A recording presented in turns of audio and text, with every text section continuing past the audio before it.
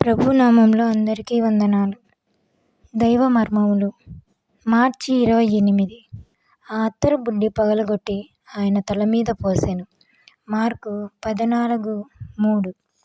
Mark 14వ అధ్యాయంలో 1 నుండి 9 వచనములలో ప్రభువైన యేసుక్రీస్తు బేతానియాను 7వ పర్యాయము దర్శించుట చూచుచున్నాము. అదే సందర్భము మత్తయి 26వ అధ్యాయంలో కూడా కలదు.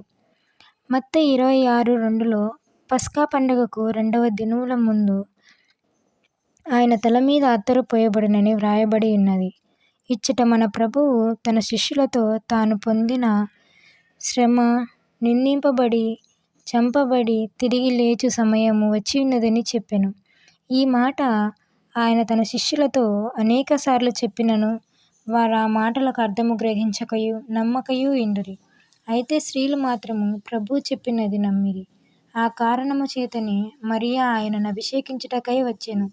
ఆయన భూస్థాపనకు ఆయనను సిద్ధపరచుటకు మాత్రమే ఆమె వచ్చెను. యోహాను 12:7.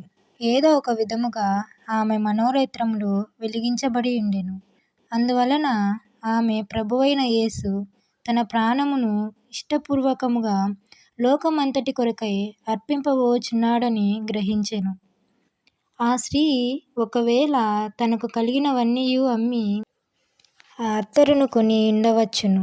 అయినను ఆమె ప్రభువైన యేసునొద్దకు ఆ అత్తరు బుడ్డిని తెచ్చి పగలగొట్టి ఒక చుక్కనైనను మిగల్చకుండా ఆయన శరీరమంతయు అభిషేకించబడినట్లు ఆయన తల మీద పోసెను. మార్కు 14:3. ఆమె ఆయనను అభిషేకించి ఆయన రాజులకు రాజని, ప్రభువులకు ప్రభువని, తనకై మరణించి తిరిగి లేవనయ్యున్న రక్షకుడని గుర్తించెను. ఆమేన్.